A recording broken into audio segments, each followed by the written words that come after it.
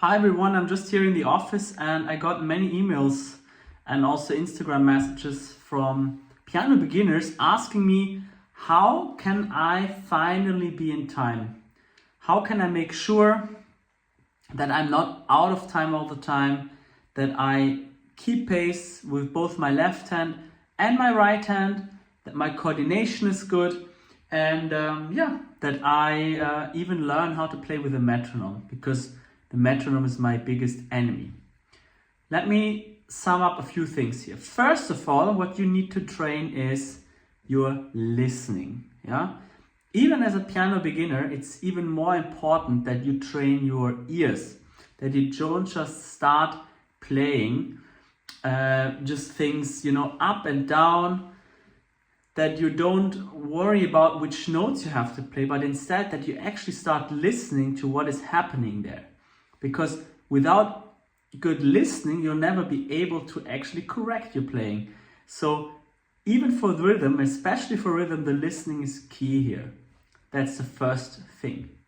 The second thing is that you need to learn how to read the music properly, so that you actually understand what a quarter note is, what an eighth note is, what a half note is, and how they relate to each other. That you understand the basic mathematics behind the score. I'm not talking about very elaborate things. I'm not even talking about polyrhythms or additive rhythms. I'm simply talking about that you understand how many beats go into that measure, how do I read the notes properly, and also that you just understand how it works mathematically.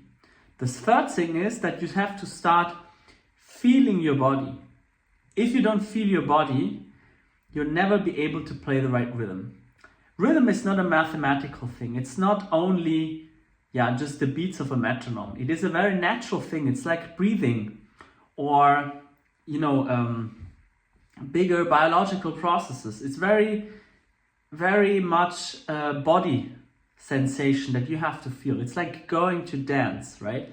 If you just understand it intellectually, your movements will be very stiff.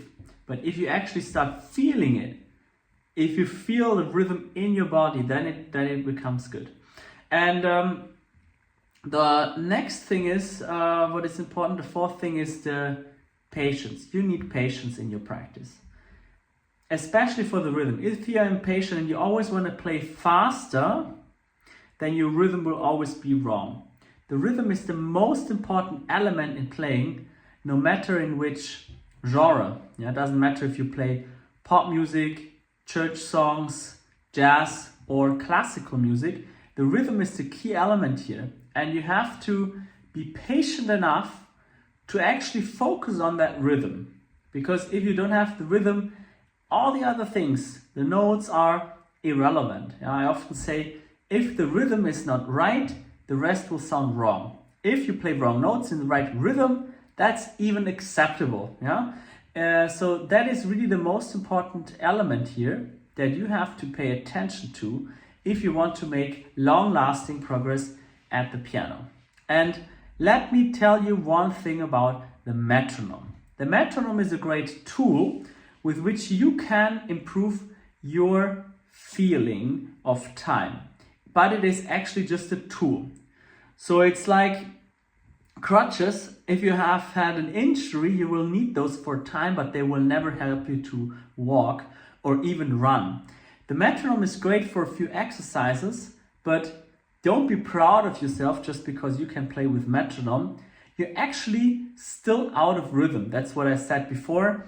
Rhythm is something about feeling and about body sensations. So if you just play by metronome, then actually you're out of rhythm. So it's just first step to get there to play with the metronome, and the next step you have to then again learn without the metronome. And let me also tell you, you need to learn how to read music. It will be impossible to actually understand rhythm and also feel the rhythm if you don't know how to read music.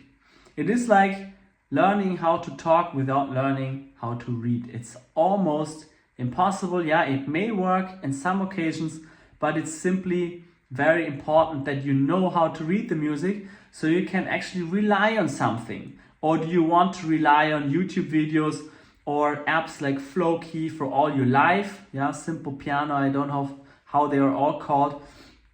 You can take those as little motivations to start, but yeah, let's be honest, if you're not really willing to actually learn how to read, if you're not willing to learn how to practice with patience, if you're not willing to, build the basics, then you will never properly master the piano.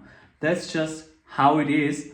It is a hobby that takes more from you. It is a hobby that you want to develop, but yeah, why should you develop it?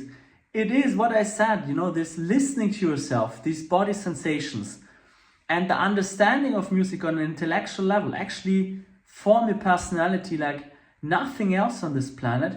It's best thing for your leisure time. It is actually the best thing you can do for yourself, for your own psychological well-being, especially in these difficult times. So please do yourself the favor to actually sit down, understand what you're doing, to work on that rhythm, and to also, simply learn the basics. If you want to have my support on that journey, you can do so by applying for a first free piano lesson, no matter if you already play or if you just plan to play. You do that at aaronpilson.com/academy, and we will look at your challenges together. We will see what your previous experiences were, what you have done so far, and what we need to do in order to make you succeed playing the piano, so that you're not afraid anymore when you want to play in front of others, or that you just simply can learn a piece on your own. Apply now, and I'm looking forward to seeing you again in one of the next videos.